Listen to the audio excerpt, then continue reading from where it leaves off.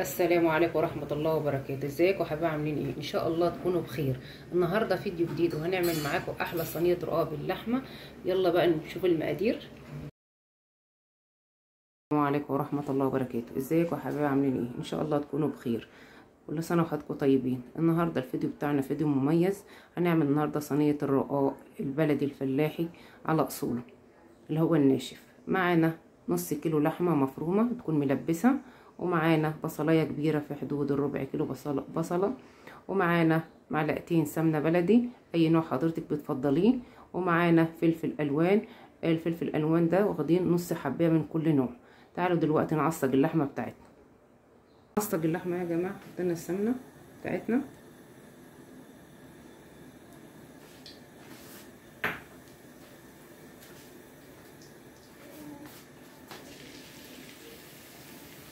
حطينا البصل بتاعنا، هنقلب فيه كده في حدود ل5 دقايق يدوبك بس نحس ان هو ابتدى ياخد اللون.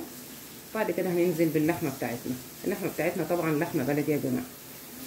عايزه اقول لحضرتك ملحوظه، لو اللحمه بتاعتك مش بلدي ولحمه اللي هي اللحمه المستورده المفرومه، انت الاول هتنزلي السمنه وهتروحي منزله اللحمه بتاعتك تاخد صدمه وتطلع الريحه بتاعتها لو فيها اي ريحه ولا فيها اي حاجه. دي اللحمه المستورده.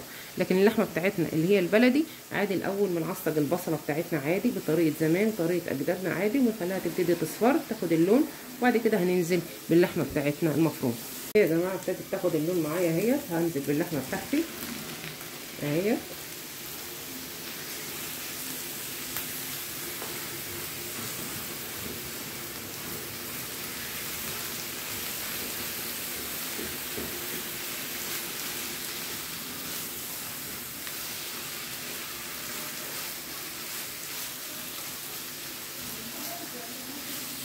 انزل بقى بالفلفل الالوان بتاعي.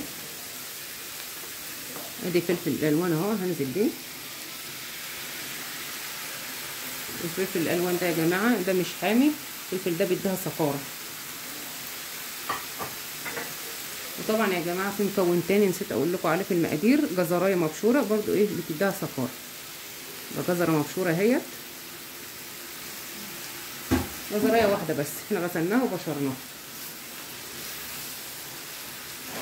كل دوت بيدي ايه تيست للحمه بتاعتنا.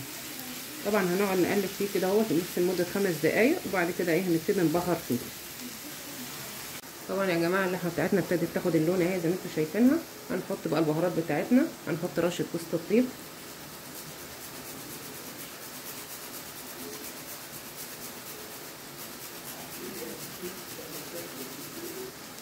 رشه جوز الطيب اللي حطيناها، وهنحط نص معلقه فلفل اسود، وهنحط معلقه بهارات اهيت معلقه صغيره، وهنحط معلقتين ملح اهي، معلقه صغيره برضو منحاولش نكتر الملح. وهنحط في مكون تالت يا جماعه اللي هي كوبايه الا ربع شوربه ديت، بتديها تيست حلو قوي، بتخلي الجوس بتاع اللحمه طعمه جميل جدا. بدل ما تحط مكعب ماجي بنحط كوبايه الا ربع شوربه في حدود 150 جرام.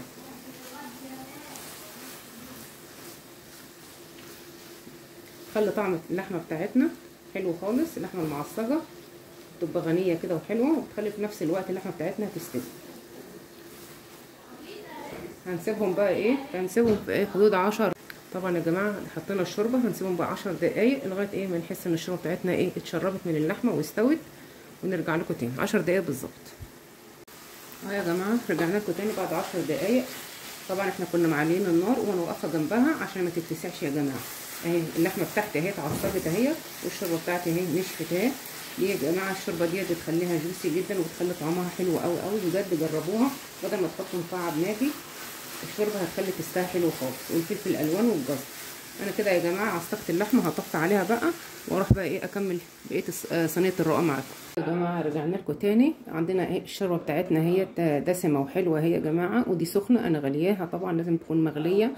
لو الشوربه بتاعتك ما حسيتيش انها دسمه تحط لها معلقه سمنه كبيره واحده بس، سمنه بلدي، عشان ايه بتخليها ايه حلوه طعمها حلو. طبعا جبنا الصينيه بتاعتنا اهي زي ما انتم شايفينها. هنحط لها بقى ايه في الارضيه كده ايه 3 معالق سمنه بلدي كده، نفرش لها ارضيه كده زي ما انتم شايفين. لازم ايه ندهن الصينيه بتاعتنا كده يا جماعه سمنه، ولازم تكون صينيه مدوره زي كده. تمام. طبعا اهي بندهنها كده زي ما انتم شايفينها حلو كده يا جماعه. دهنا الصينيه بتاعتنا كده حلو زي ما انتم شايفين كده اهيت. هنركنها بقى كده ونبتدي بقى ايه نجيب الشوربه بتاعتنا كده اهوت. هنوسع نفسينا كده ونجيب الشوربه بتاعتنا مغليه زي ما انا قلت لكم. وهنبتدي بقى ايه هنبتدي بقى نجيب الرقاق بتاعنا. الرقاق بتاعنا ده يا جماعه هما 6 رقاقات، عشان الرقاق بتاعنا ده رقاق بلدي اللي هو التخين. لو حضرتك عندك الرقاق اللي هو الآلي هتحط 8 رقاقات، انا ده بلدي هحط منه 6 رقاقات. تمام اهو يا جماعه. انا دلوقتي هبله. دي شوربه مغليه عندي، طبعا تكون ايه الشوربه عندك دسمه وحلوه. حسيت انها محتاجه لسه يعني مش دسمه عندك، بتحط لها معلقه سمنه.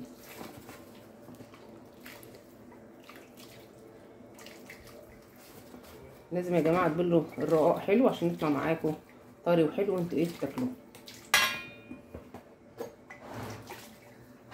لو حضرتك شايفه كده، شوف احنا بنلف الرقاق بتاعنا ازاي، شوفوا طير ازاي، شايفينه اهو يا جماعه. اتبلت اهيت بقت طريه اهي. هنحطها في الصينيه.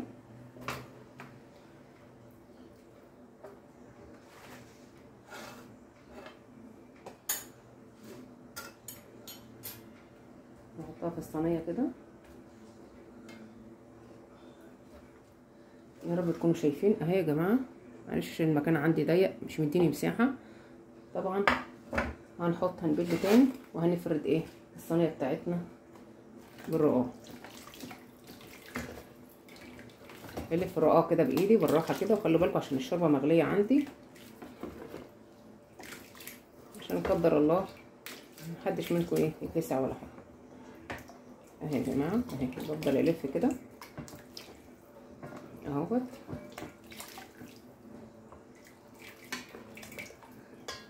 زي ما انتم شايفين كده اهوت. هحط الرقاق تحت برضو اهي. مش هحط بقى فوقيها، انا مش هحطها كده. شايفين يا جماعه انا مش هحطها فوقيها، انا هحطها كده ايه في الحتت الفاضيه. بحاول املى المكان اللي فاضي، بحاول ايه املاه بالرقاق. يعني حتى لو هقطع كده بصوا كده واملى كده بصوا كده، المهم ان انا املى الاماكن اللي هي الفاضيه اهي.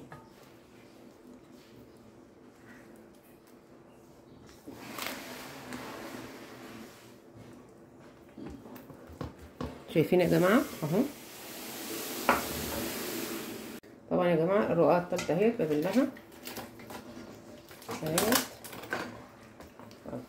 اهي اتكسرت اهي مني عادي، ببلها عادي، ده وارد بيحصل عادي اهو. وببلها اهي اهي. شايفين اهي كده. وباجي اهي وباجي كده اهي. باجي كده يا جماعه زي ما انتم شايفين كده. احط ايه الرقاقه بتاعتي كده في المكان اللي اهو، المكان اللي هو فوق. ادي الرقاقه اهي هحطها اهي زي ما انتم شايفين. وبقيه الرقاقه بتاعتي اهي.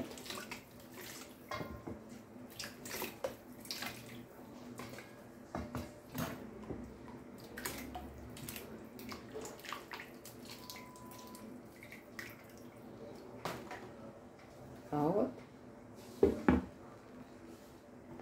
هحطها برضو في الصينيه كده اهو.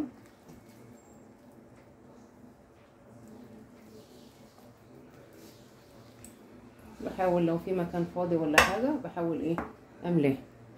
يا جماعه ادي الصينيه بتاعتي اهي زي ما قلت لكم. اي مكان فاضي بحاول ايه املاه بالرقاق بتاعي. حتى لو انا قطعت عادي بملاه عادي، ما تخافوش مفيش اي حاجه، ان هو بيطلع اساسا متماسك. دلوقتي انا خلصت ال3 رقاقات بتوعتي. حضرتك عندك الصينيه اللي هي بتاعت اللي هي مقاس 30 بتعملي فيها عادي مفيش اي حاجه، بس ان تكون الصينيه تكون مدوره. تمام. حاجه تكون صينيه مدوره يا جماعه.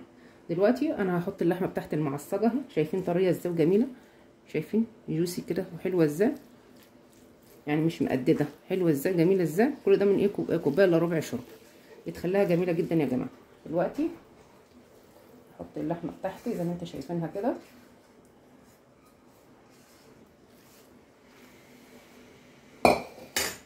هفردها بقى يا جماعه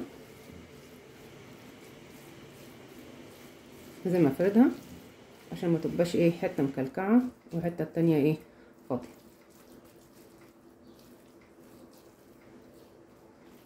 ودي خدت نص كيلو لحم. ما تحاولوش تكتروا اللحمه يا جماعه عشان ايه ما تطلعش بره الرقاق. هو نص كيلو رقاق، نص كيلو لحمه، معلش متاسفه، نص كيلو لحمه بتحطوه على اللي هما 6 رقاقات، اللي هو الرقاق لو بلدي، لكن لو قالي هتحطوا 8 رقات رقاق. تمام. الرقاق ده بتاعي ده بلدي عشان طبعا حروفه بتبقى تخينه. شايفين انا سويت اللحمه ازاي واللحمه جميله ازاي؟ بجد جربوا طريقه التعصيج اللحمه دي هتفرق معاكم جامد. الجزر والفلفل ده بيديهم سكر.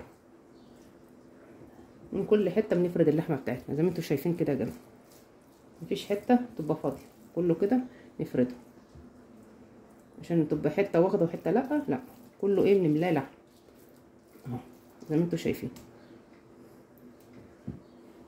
يا جماعه عصجه اللحمه بتاعتنا، تعصيجه اللحمه اللي احنا حاطينها، اهم حاجه يا جماعه انا عايزه اقول لكم ما تكتروش الايدام اللي هي السمنه وانت بتعصجي اللحمه. تمام. احنا مش عايزين لما نيجي ناكل الرقاق بناكل ايه نلاقي السمنه كده ايه وتشر كده، لا، تكون مظبوطه كده. تمام. وانا قلت لكم المقدار 50 جرام سمنه في تعصيجه اللحمه او معلقتين سمنه. تمام. طبعا هحط بقيه الرقاق بتاعي، هبله اهوت اللي هما ال3 رقاق التانيين. تمام اهمت. الشوربه بتاعتنا برضو لسه ايه سخنه ان احنا غاليينها. شايفين انا بلف الرقاقه وبقعد ايه اصب عليها الشوربه. شايفين طبعا الشوربه اللي انت بتحطي فيها يعني البوله اللي انت بتحطي فيها بتبقى ايه غويطه معاكي عشان تديكي مساحه ان انت تبلي الرقاقه بتاعتك.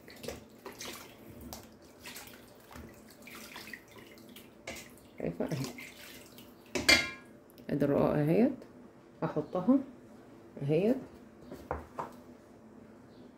يا جماعه، واضغط عليها كويس اهيت. معلش يا جماعه بضغط عليها كويس اهيت. هبل واحده تانية وهحطها برضو في الايه في الاماكن اللي فاضيه دي. طبعا هي متكسره عادي ولا في اي حاجه. شايفين اهيت. وابتدي احط الاماكن بتاعتي. تمام اهو اهو عادي.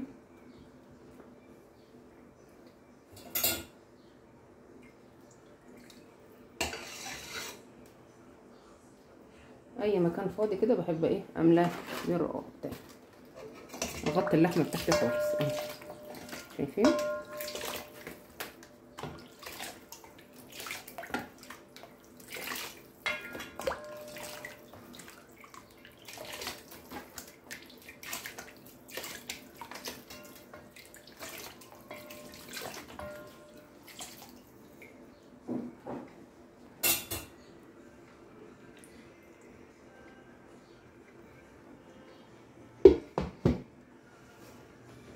انا قربت لكم اهو عشان ايه كل حاجه تبقى واضحه اهي. الاماكن اللي فاضيه اهيت. شايفين يعني لو الرقاقه اتكسرت ما تخافيش عادي، بتبليها عادي وتحط ايه وتغطي صينيه الرقاق بتاعتك. شوفوا انا عندي ايه المكان عندي هنا فاضي بداري باللحمه بتاعتي. يعني شوف لو الحروف هنا عندي هنا اهي ظاهره اهي، بداري بها الحروف. بقطع حته رقاق كده من النص كده زي ما انتم شايفين واداري الحروف بتاعتي. المهم صينيه الرقاق بتاعتي اغطي اللحمه بتاعتي حلو، بحاول اظبطها يعني من الاخر.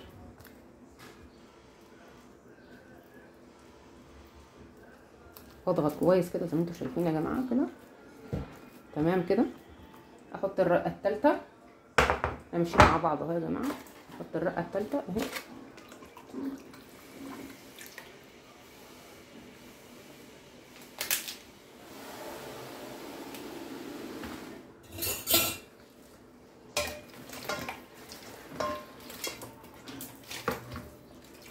اهم حاجه ان احنا نبل الرقاق بتاعنا كده، وبالذات حروف الرقاق عشان تبقى ناشفه يا جماعه.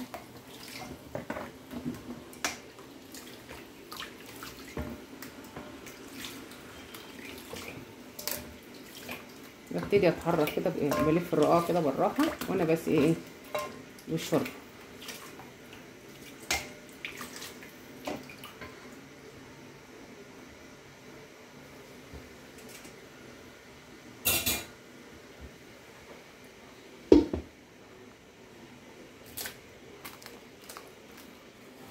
ما شاء الله اهي خدت معايا 6 رقات الصينيه بتاعتي. الصينيه دي مقاس 40 يا جماعه، حضرتك عندك مقاس 30 عادي. طبعا وانا بضغط كده بشوف ايه الحروف، لو في حروف كده مش متغطيه بالرقاق زي ما قلت لكم ايه بقطع حته رقاق زياده وايه ويداري بها الحروف. المهم بظبط الصينيه بتاعتي بالنظره كده.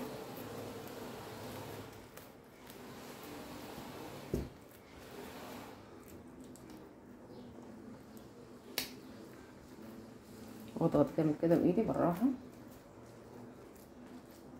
خلاص يا جماعه خلصت عندي يا جماعه. رجعنا معاكم اهوت، ادي صينيه الرقاق اهيت، وطبعا الحروف بتاعتها احنا مسويينها حلو. اهم حاجه نكون ايه مسويينها حلو. هنحط لها بقى يا جماعه زي ما انتم شايفين كده ايه معلقتين سمنه بلدي اهيت زي ما انتم شايفين كده من كل حته.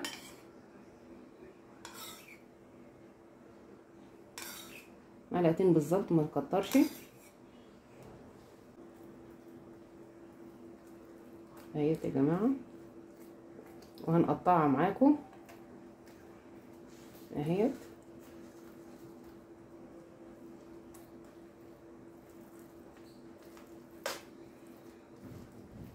زي ما انتم شايفينها كده. وسعنا السمنه بتاعتنا هنقطعها بقى يا جماعه. بسم الله الرحمن الرحيم. السكينه بتاعتنا تبقى حاميه طبعا.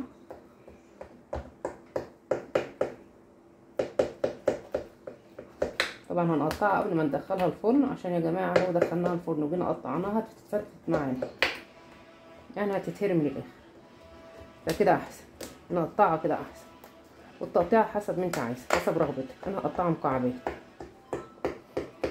ولا كبيره ولا صغيره. بجد لو عملت صينيه الرقاق دي هتدعولي عليها والله.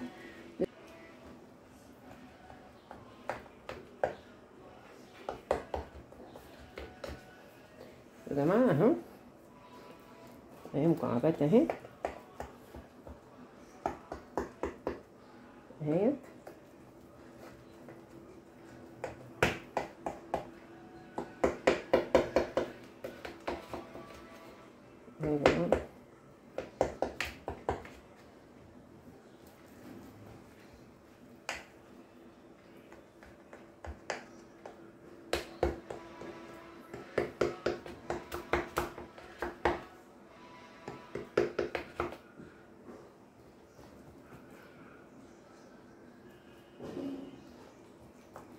هنسيبها بقى يا جماعه هتستريح كده في حدود ال10 دقايق زي ما انتم شايفينها كده. قطعتها اهيت، هسيبها تستريح بس في حدود ال10 دقايق يا جماعه. فاتوا ال10 دقايق هنديها بقى ايه كوبايه حليب كامله الدسم. ده كامل الدسم. حضرتك عايزه تحطي شوربه ممكن تحطي كوبايه الشوربه بدل كوبايه الحليب، وممكن تحطي نص شوربه ونص ايه حليب. ده هنحط ايه اهو كوبايه لبن اهيت.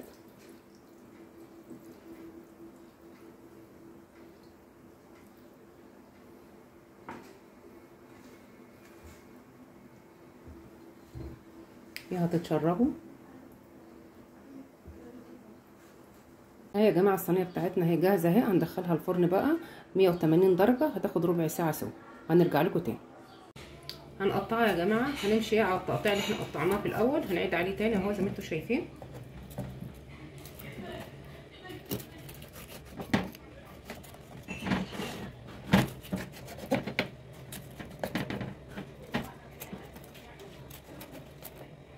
يا جماعه طلع لكم واحده.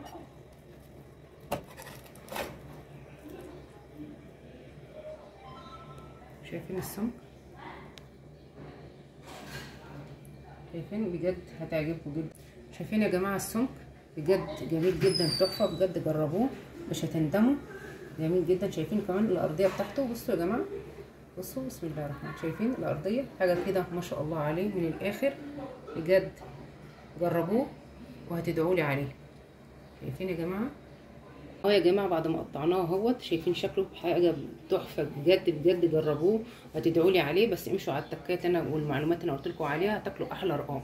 ما تنسوش بقى يا جماعه لو عجبكم الفيديو بتاعنا تكتبوا لي كومنت تحت في التعليقات، وتعملوا لايك وشير واشتراك في القناه وتفعيل الجرس. السلام عليكم ورحمه الله وبركاته. السلام عليكم. لا تنسوا الاعجاب بالفيديو والاشتراك في القناه تشجيعا لنا لنستمر بنشر المزيد ان شاء الله.